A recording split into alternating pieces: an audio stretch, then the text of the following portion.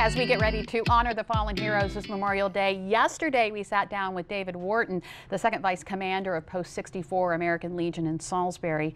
He was telling us about the time he spent in the Vietnam War and how you won't find many veterans who will talk about their experience.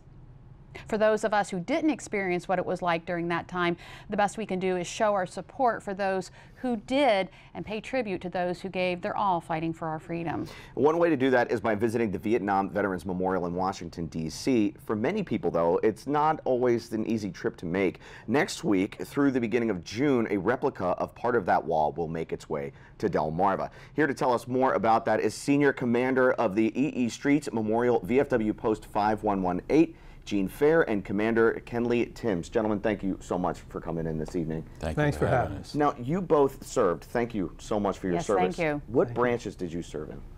We were both in the Army. Okay. Both Army. Both Army. For how long?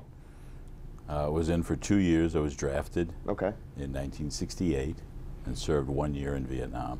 I was in a little less than 2 years, got early out from Vietnam and served stateside in Fort Gordon, and then from there I went right straight to Vietnam. All right, again, thank you both for your service. We're talking about the Vietnam Traveling Memorial Wall. What is it? It is a 3/5 scale of the actual wall, replica of the actual wall in D.C. It has all the names on it, 58,000 plus. Wow. It's an opportunity for local people to come out, like you were saying. Some people just don't want to go to Washington. It's hard, so we're going to be open 24 hours a day, so anytime, day or night, friends, veterans can come out and visit the wall. Now, I understand that it's referred to as the wall that heals. What does that mean? Well, I think the whole concept of it is to remember all the veterans, not only on the wall, but those that served in Vietnam during the 20 years. A lot of people find that difficult to believe, but the war actually lasted almost 20 years. And it gives everyone an opportunity to honor those veterans, both living and deceased. And the wall itself is a very healing experience for people because it is a memorial, and people that attend it, whether it be in Washington or at one of these events, it can be very cathartic for them from that standpoint. Sure. This wall has been all over the country. Why is it important to get it to all of these different towns? Exactly like we were talking about. I mean, it's the opportunity for, like, we're actually representing the whole state of Maryland, but we're specifically the Eastern Shore. So it gives people from the Eastern Shore the opportunity to come out to us. And I'm sure it's like that in other small towns. We did a lot of research on this project. It's been about 2 years in the making, and we have information from a small town about the size of ours. They had over 40,000 people showed up to visit the wall. Wow. We're hoping 10. If we get 10 or 15, we're going to be really happy. Wow. Can you tell us more about what's on the wall specifically?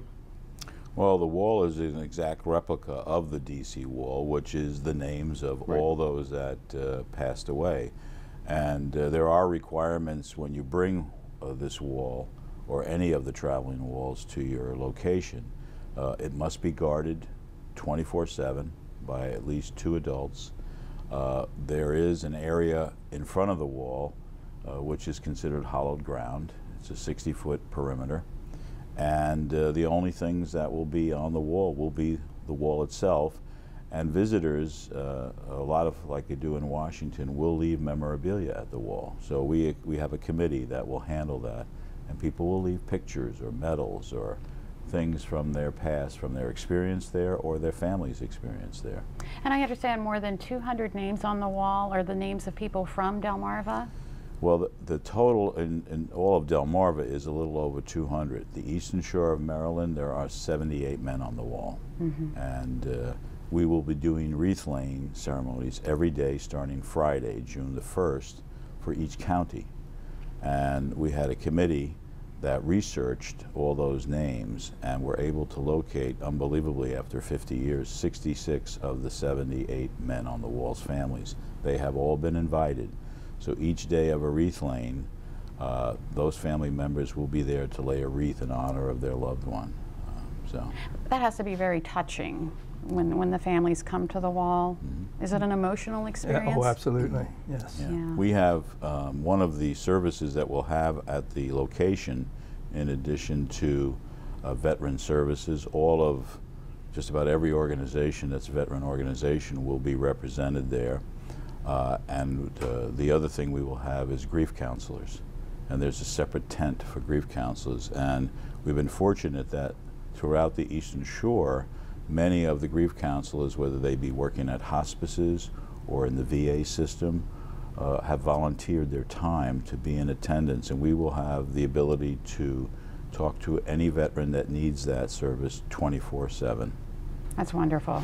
All right, so the traveling wall, we're going to go over the details here right now. From May 31st to June 6th, is going to be at the VFW Post 5118. That's in Easton. And as you said, it's open 24/7, so visitors can go out there anytime. Anytime. All right, Kinley Timms, a volunteer with the Vietnam Traveling Memorial Wall. And Jean, thank you so much for coming in. Thank you for having me.